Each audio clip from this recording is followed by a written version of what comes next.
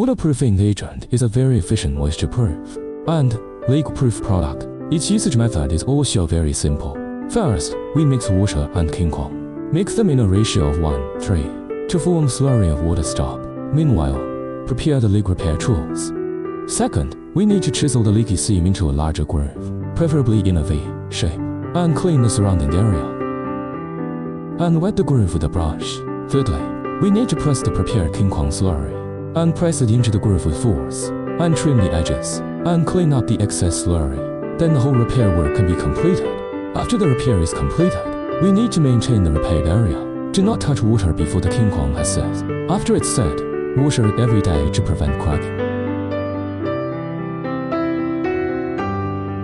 Clean the base surface first, and wet the base surface, mixed with water.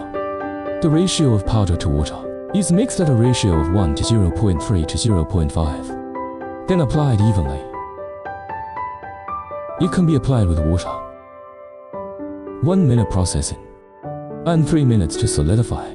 Repair building cracks. After solidification, we will test its hardness.